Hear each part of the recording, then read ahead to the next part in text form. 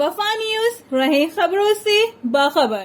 پاکستان تحریک انصاف کے سینئر رہنما فردوس شمیم نقوی آج سولجر بازار تھانے میں اپنا بیان ریکارڈ کرانے کے لیے رہنماؤں کے ساتھ پہنچ گئے۔ الیکشن کمیشن اور پریزائڈنگ افسر کی جانب سے الزامات کو انہوں نے بے بنیاد کہا، جس کی بنیاد پر ان کے خلاف FIR کاٹی گئی۔ ان کا کہنا تھا کہ میں خاصے عرصے سے بیمار رہا اور جس قسم کے الزام ہیں وہ اس پر ثابت ہی نہیں ہوتے۔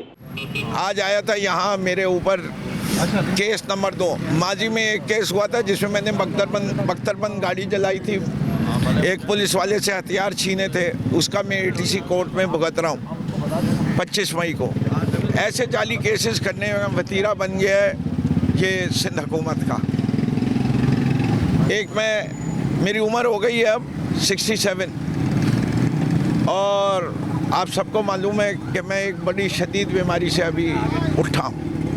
اس کے باوجود مجھ پہ اس قسم کے مقدمات کرنے کہ میں نے پریزائڈنگ آفیسر کو دھکا دیا، اس کو زمین پہ گرا دیا، پھر وہاں سے میں بھاگ گیا، فرار ہو گیا۔ نہ میں بھاگنے کے قابل ہوں، نہ میں فرار ہونا چاہتا ہوں۔ میں اس دن سے اور آج تک ہر روز TV پہ بھی آتا ہوں، ہر جگہ آتا ہوں۔ یہ اس قسم کے الزامات اونچے کرنے جو ہیں اچھی باتیں نہیں۔ جیل بھرو تحریک کے سوال پر فردوس شمیم نقوی کا کہنا تھا کہ قوم صرف عمران خان کے اشاروں کی منتظر ہے۔ میں ہر چیز کے لیے تیار ہوں جو میرا لیڈر حکم کرے۔ کیمرامین دانش کے ساتھ MA رحمانی، الوفا نیوز، کراچی۔